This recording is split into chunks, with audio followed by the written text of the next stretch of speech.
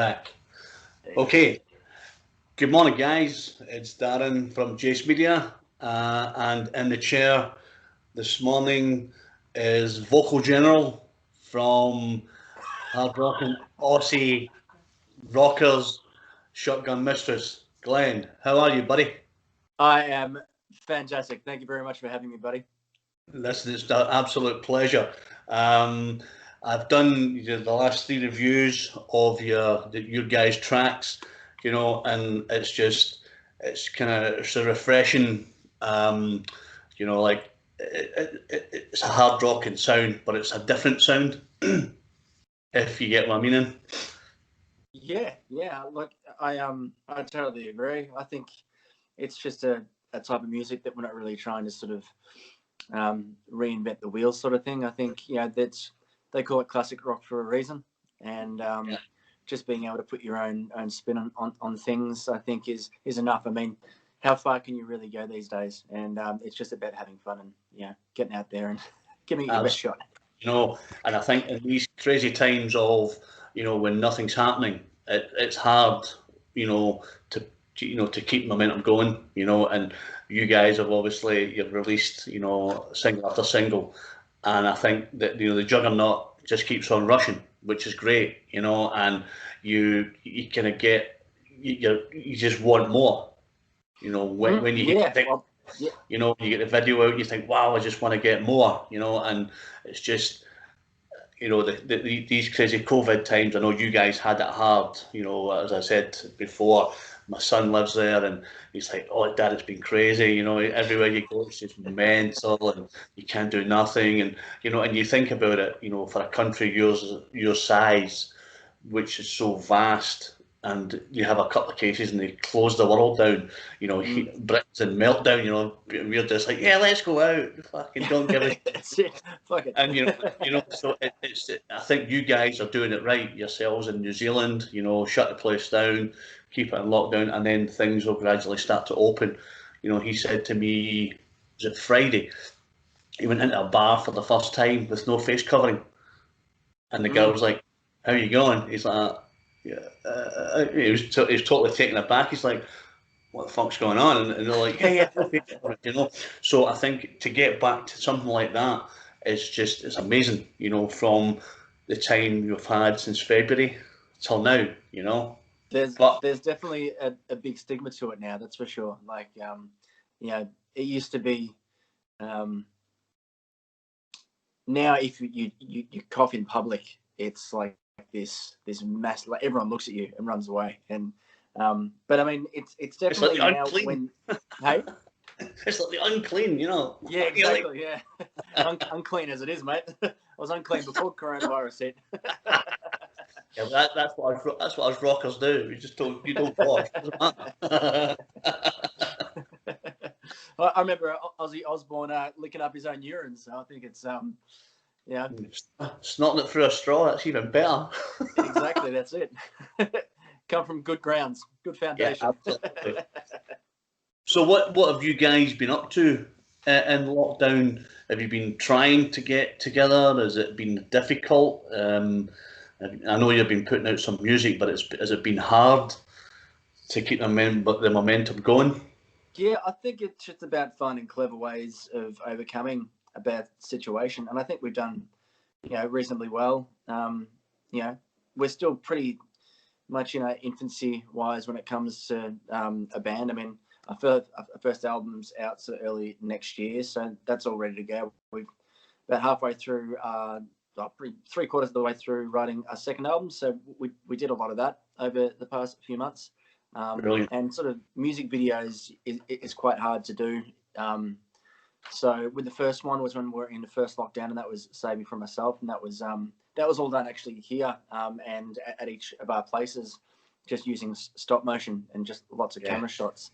The second one was when we were out of lockdown for like the small period. I think it was a couple of weeks or something. So we quickly ran out and did that with Glorious Machine. And then this other one was an animation for Collide, and that was actually done by Alex Raunjak, who's the bass player from Electric Mary, and he's did an absolutely killer job on that. So yeah, It's an excellent video. It really is. It's good. thanks. It's just as like we were chatting. You guys come on board, and it's like you said, it's not inventing the wheel, but it's trying to be a little bit different. Yeah. When people hear the sound, they go, "Wow!" It's like old school AC/DC or people like that. When you go there, you feel that the groove, and you feel the killer riff. You think, "Yeah, it's brilliant," and it's not like trying to be as this group or be as that group. You're just being yourself. You've got a little twist on it. You're four nutcases from Australia who just want to go out there and make good, solid rock music, and which is good. And I think that's why you've got a really good following, And No, thank you, man. I must admit though, like after this video, you'll have thousands more, and obviously there'll be you talking to a crazy Scottish guy, and the people will be like, "Who is this dude?" No, mate, it's all good. I really appreciate being on the show. I think just touching on what you said though, it's and really appreciate your kind words. Thanks. I think you just got to be as honest as possible more than anything else. So as long as you keep your honesty, because if you're not honest, man, people see through that shit, regardless of how good the music is. So being honest and just, making sure that everything that you do is it's for you and it's not trying to sort of chase any trends sort of thing. And I think that's why rock music's really good, because it isn't really chasing trends. Rock isn't trending, it hasn't been trending since fucking late 70s, so it's great that there's pockets and there's it goes up and down, and I think we're on a bit of an incline now when it comes to rock music, and really excited to see what it's like over the next few years. But I kind of think as well, I think there's a lot of emerging talent coming out of Australia. Like I touched on, with Steve from Wicked Smile and in groups like that, and Ocean Alley that's coming out of Australia, and the bands and stuff that and the good thing for us as a music PR company, media company, I must be reviewing 20, 30 albums a week. Jesus. From different genres of the music spectrum. What's coming out at the moment is lots of blues rock. That's coming hurtling towards us like a rate of knots. You've got all the good guys. You've got like people like King. There's a good Scottish band. People like when Rivers Meet, Kirk Fletcher, and they're producing like quality music. And you think, wow, and it's just a really good scene. I get lots of death metal, fucking death metal, man. My ears are killing me. I want to come off and fucking kill myself. I'm like, but it's like fuck, because like a song's about 9.5 minutes long. You're thinking, I'm never going to get those 9 minutes back. But it's not the band's fault. It's just the fact that that it's a different style of music to hard rock, and heavy metal, where it's just 4.5 minutes of four guys getting into a studio and thrashing the shit out the drums and riffing the guitars and belling at the top of your voice, whereas the melodic stuff takes you on a journey. Yeah, it does. Yeah. Do you know what I mean?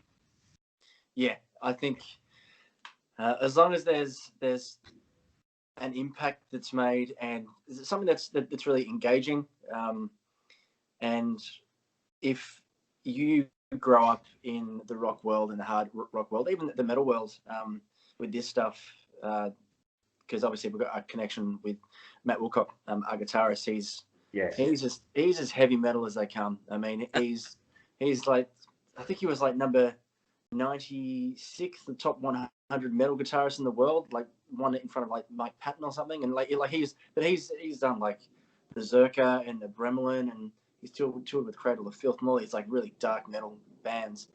It wrenches the guitar at the fucking Hammer of Thor. He's amazing.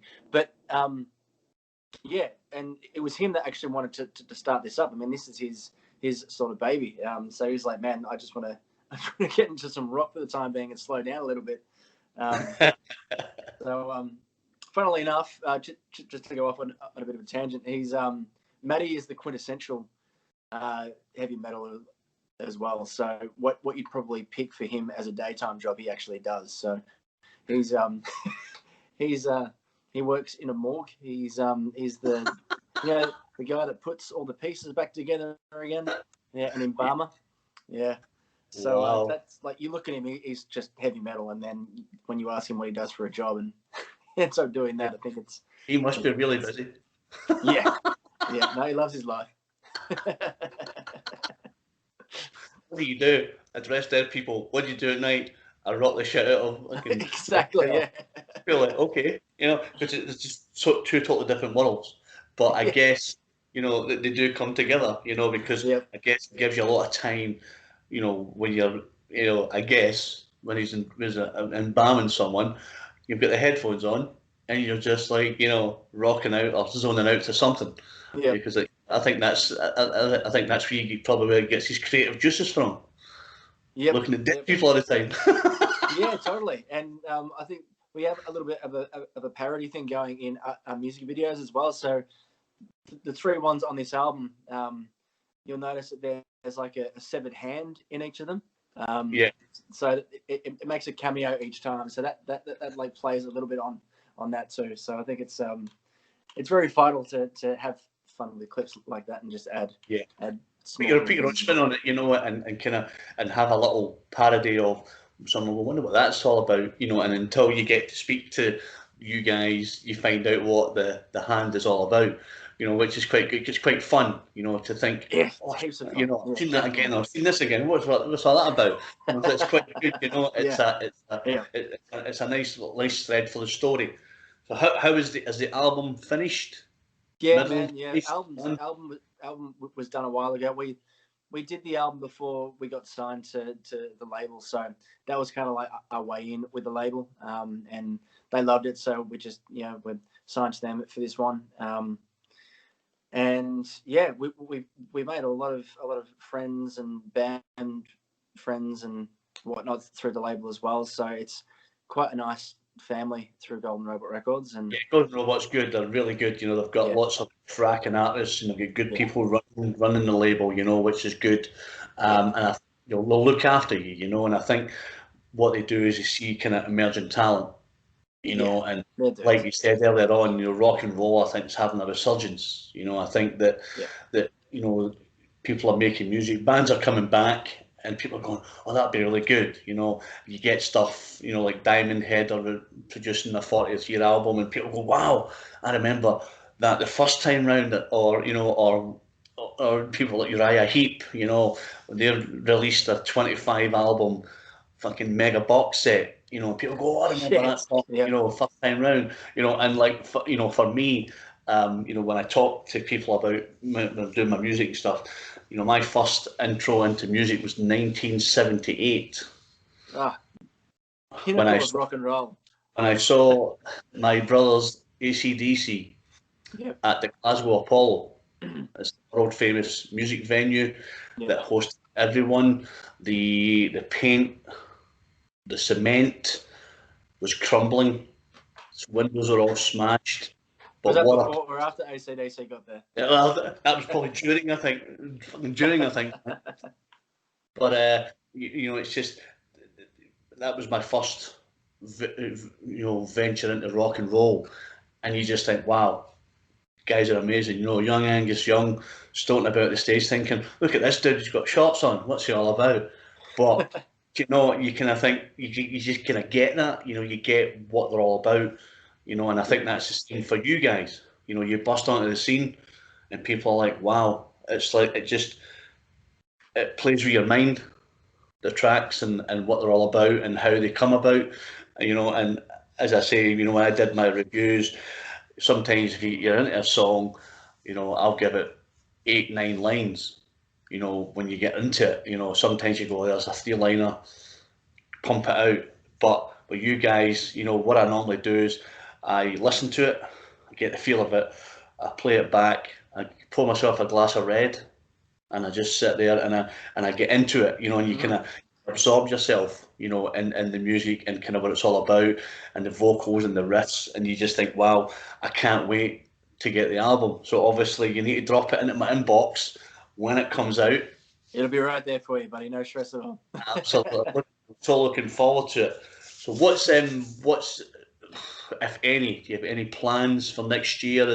Are you are you waiting on Europe opening up Oh man, to yeah, fucking touring, man. I'm just hanging to tour. It's such a shame. We've got a lot of tentatives, um, but yeah, I mean, regardless of touring and whether or not we can do much touring on the back end of this album, it might just be a push for getting the next album out at the end of next year or something, you know, and just fast forward everything. Or if we get to at least do a bit of a tour towards the end of next year, then so be it. But definitely hanging for the touring side of things. Like recording wise, we're fine. We'll probably start recording the next album sort of mid-year next year. Pretty much got most of the songs ready. Yeah, I mean, we just get back to rehearsing finally last week, which was brilliant. So, and we got our first gig back in February. So very that'll be.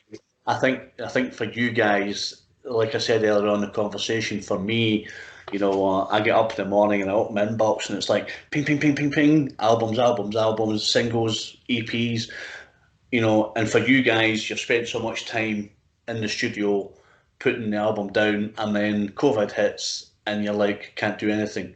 So that must be frustrating. At least every day I get my hit of rock or jazz or soul or funk, and I go, it sets me up for the day. I'm up 4:30, 5 o'clock every day, and I do a bit of reviewing before I go to work. So I've got a full time job. I work on. How you manage? Yeah, well, it's very hard. I think when in February I got put on furlough in Britain, and basically I reviewed every single day for 8 months. Wow, From you burnt out. from probably 4:30, 5 o'clock in the morning till 7 o'clock at night. It was just constant review. That's why, a lot of people, a lot of PR companies, a lot of record companies like what we do because it's just constant, and it's not like we're flooding the market. We pick and choose the bands, the singers, the albums we want to put out there that we know that our listeners and our readers will really enjoy. But like yourself, you go from doing it every single day, and then someone says you have to get a real job. Fucking hell! What are you talking about? No. Yeah. So I'm up every morning, as I Living the say. rock and roll life, mate. Yeah, right. I'm like a working rock star. I do my full time job, and then I come home at night time, and I'm reviewing 8, 9, 10 o'clock at night. Bands and stuff, or interviewing or whatever. But it's a great life. I wouldn't change it for the world. I used to be a bodyguard. I travelled the world, looked after many a star. I really, really enjoyed it. I've been in the music industry for probably 25, 30 years, Yeah, one way or another, through either promoting bands, managing bands, looking after bands, and now into reviewing. And I think for doing reviews and stuff, there's nowhere to hide because you wear your heart on your sleeve. I wouldn't say to someone, you've got a 10-track album, six songs are great and 4 are shit, because that's just soul destroying for the artist. I give a true account of what I hear. So when I hear your vocals soaring through the track, that's exactly what I put. I don't go, yeah, his vocals were a bit off, because it just doesn't do you or the band any good. Do you know what I mean? And I think that's why a lot of the PR companies like us, because it's just a true account. It's as though I was there. It's as though I was standing next to you, watching you do your thing, and I'm going, yeah, I'm going to write about this, and this is what it comes across when I do my review. So it's about putting yourself out there, like you guys every day, and letting people know what you're all about. And I think that's what's good about what we do, as a company. And it's great that we get guys like you on, and it's just a bit of a frank interview. It's a bit of fun. We talk a bit of shit, we talk about the good old days, and I think it's great. There is no kind of, it needs to be serious, because I don't think that's what it's all about. I think it's about trying to No, bring the man, fun, you know. it's about emulating the music anyway. I mean, I wouldn't come here with my business suit on. Yeah, like what you doing, mate? Are you going to the morgue as well? With your suit on? Yeah, but it's I look like it. I look like I fucking should, but so. How long no. are you down? How long are you down there with your good lady?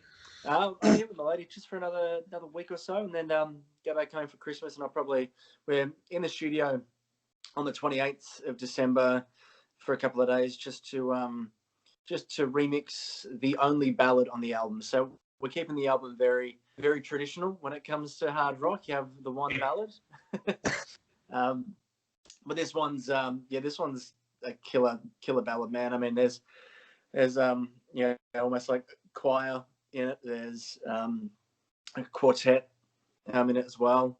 Wow. So it's very kind of cross between S&M and like when Alter Bridge had their symphony orchestra thing behind it when they were at Wembley, I think.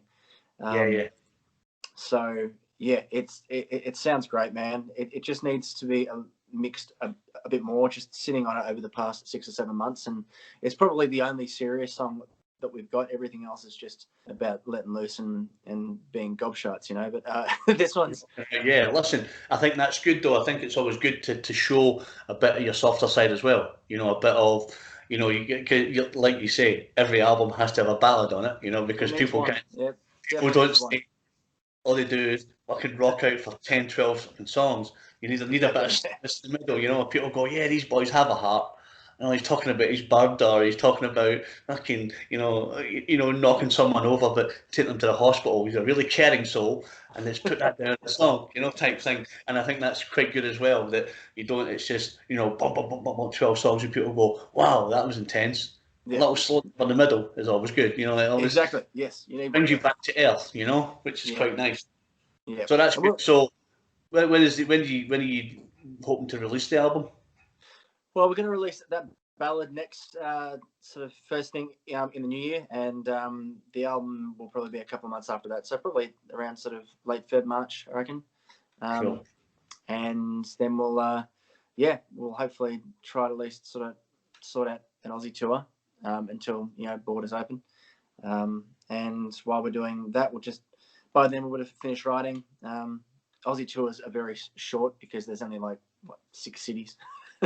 So so that'll be done within 3 days. And then we'll come back An intensive touring schedule. 4 weeks. An intensive touring schedule of 6 days, and we did 5 cities in 6 days. Wow, Yeah, look at that. well, you can do 2 of those cities in a day, I reckon. I mean, Tassie and Perth. Yeah. You should maybe do like a world record of trying to do all the cities in one day. Oh, could you imagine that? That'd be amazing. Flying by helicopter, drop you in and just like play a gig. We're off. Next one, helicopter. That's actually a really fucking good idea. See, I've nailed it. I People, think we come up with lots of innovations that we do, Glenn. We just comes off the hoof. Let's get a helicopter and I can tour into Australia. that's it. You've given us something to strive towards now. I think that'd be great, though. I think you should come off the call, phone up the guys and say, listen, I've had a fucking killer idea. We're going to do all of Australia in one day. So we're talking about a 6-week tour. This is a 6-hour tour. That would be amazing. What a great idea. See, just like right off the cuff there, Glenn. I'm like, no, yeah, that's a good idea. Let's get you out there. Six.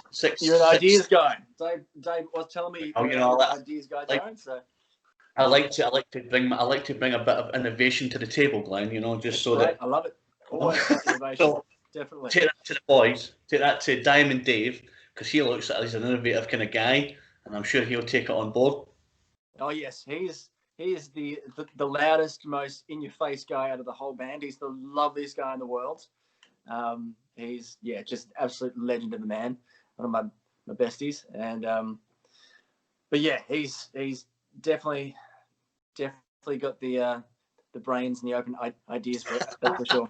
Ben and Matt and I were kind of like sit back a little bit, but he's like on it Well every on. time. Yeah, Good on him. but that's good though. I mean, I think it's always good to have someone like that in the band who kind of keeps your spirits up and keeps you going. You know, and sometimes if you don't think some things are going right or the sound is not good, there's Diamond Dave with a couple of words of wisdom, and you're like, yeah, let's get back on it. You know, and I think that's good. Oh, definitely, man. I don't know where the band would be without him. So he's asset. They're all great guys, and I think that's what kind of made this project appealing to me personally. I mean, I've been in and out of bands my whole life, man. I mean, I'm not like a young buck anymore. It's like when it comes to being a kid and starting out, and so I think all the guys pretty much in their 40s, and it's just good to finally have guys that have lived a bit. They know, okay, no more bullshit. This is it, and getting your head down. We know how to write together well. We know that it's a quick turnaround, and we're all really good mates. So I kind of guess as well. The serious side of it is that when you get signed to a major label, you know, and then you kind of know that things are real. That it's like you sit back and you go, "This shit just got real," because do you know what I mean? Yeah. I do. I think I know bands that have gotten signed to major labels and they've done well, and I know others that just get pissed on really. But it's definitely going to be an eye opener. I mean, it was an eye opener just being able to get signed by Golden Robot. I mean, they've got a massive output here. They've got a bigger output than EMI in Australia now, as you could probably notice by any press releases and stuff that come your way. Absolutely. So and I think the best part about Golden Robot is that they'll ask you what terms you want, and we can negotiate like that, and just really being open with their bands as well. I mean, as I said, we've some amazing bands to check out, like the Wild Street. So Eric Jake, the singer, and they're legends. Ghost of Sunset, which is another cool band. I did their album review a couple of weeks back. Ghost of Oh, Sunset. nice. You know? Yeah. Yeah, you know, like you were saying, you know, and sorry to interrupt, but it's like, you know, it's lots of stuff crosses your path, and and I did an interview with a band called Ablaze. Yeah, Blaze. Yep. Yeah, and the young guys, I did an interview at night, and they're all out working on the roads, doing all the road maintenance and all that, and they're sitting around the camera, fucking doing a Zoom call, and I'm like, listen, he's like, yeah, I'll let them work, these guys are out fucking digging the road and all that, and they're like, yeah, fucking big man, this is cool. You're thinking it's just like, it's just. You're like, wow, these guys are out pissing the rain and they're out digging the road, and the other guys in let's talk music. Thinking fucking brilliant. It's just great that there is, there's so much talent, for Australia, and it's good that that you guys, like I say, are signed to a major company that's going to look after you. And as long as you keep cranking out the good music, they will be happy to endorse you, which is great, and I think that when you get the first album under your belt and get it out there and you get the success, which I am sure you and the boys will get in bucketfuls, because I think that people will just dig what you've got. Oh, thank you, man. I really appreciate it. It's awesome. Listen, it's not a problem at all. I think it's just great to get some raw rock music, in these crazy times, and mate, I just want to go and just listen to it again and again, and you go, wow, I'm going to put that album on again, because it's just, it's just so good, and it opens up your pores of good rock and roll, which is great, and I'm so looking forward to hearing it when it drops in my inbox, and hopefully, maybe next year sometime, you guys will get across to Britain and come to Scotland. Oh, mate, that would be amazing to play in Scotland. I really Lucky there, do. mate. I really do hope you do. But you know, if it's not to be, then it's got to be next year. It's got to be next year. But by then you'll have 2 albums out, you know, and people will just, you know, will appreciate what you've got, and what you're doing, which is fantastic. You know what I mean? Yeah, mate, you're an absolute legend. Thank you so much, Darren.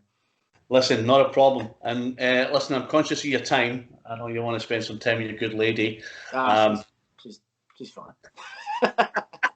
Yeah, she can just fucking stand over there. I'm chatting, you know, but I really appreciate your time. It's been an absolute pleasure chatting to you about everything and anything. Say hi to the guys. Will do. And us guys at Jace Media will do all we can to get you out there. I'll notify you and the boys, Diamond Dave, when and Cal and that when the video goes live. It'll be on YouTube, it'll be on Twitter, it'll be on Instagram, on Facebook, and then we'll send it out to the world. So you'll get it in Australia, you know, you'll get it in America and stuff like that, you know. So we'll get your out there, brandishing the name. Thank you, mate. Appreciate it.